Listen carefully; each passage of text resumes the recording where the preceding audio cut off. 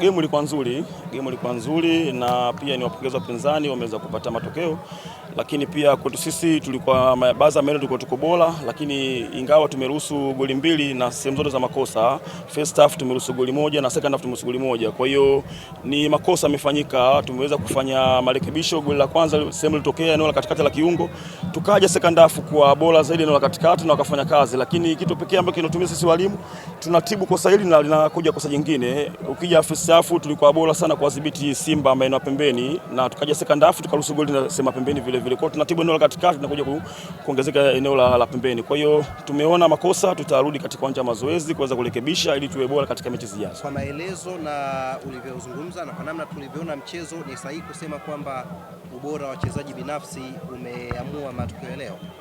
Yeah, of course, kwa sababu ukiangalia game ilikuwa more tactical. Kwanza tuliweza kuweka mpango mzuri kwa manage Simba maeneo yote, lakini niwapongeze pia wachezaji mmoja mmoja wameweza kupush na kuweza kupata magoli.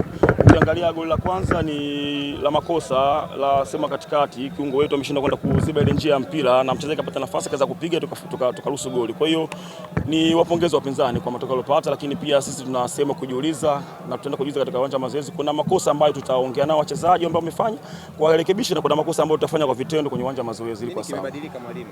Hapa Dar es Salaam mechi ambayo mchezo dhidi ya Yanga amepoteza na bao 6, lakini leo kidogo tumeona performance ilikuwa kubwa kwenye kikosi chako.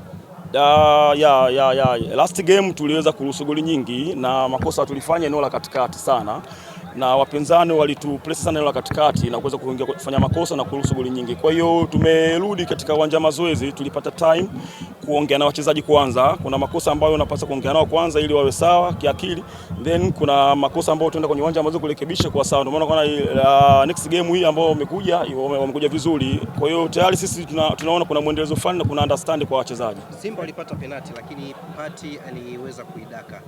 Mliwasoma wachezaji wa Simba na upigaji wao mkawafanyia mazoezi? Hiyo ni sehemu pia ya training, lakini vile vile pia nimpongeze kwanza goalkeeper, amefanya kazi nzuri. Ni sehemu yake ya kazi, ni sehemu yake ya kuitetea timu, amefanya kazi vizuri. Kwa hiyo nimpongeze kwa hilo, lakini tulijipanga kila kitu. Tunajua michezo hii inavyochezwa na tunajua mchezo ulivyo, wapinzani ni wazuri maeneo yote. Kwa hiyo makosa yatatokea mengi, yatafanyika makosa kwa sababu wana wachezaji wazuri. Quality ya players ambao nao ni kubwa. Kwa hiyo lazima tuwe na umakini mkubwa. Tukikosa umakini maana tutazalisha makosa mengi. Kwa hiyo niseme nimpongeze kwa kazi walifanya, kazi yake. Asante bwana. Asante sana.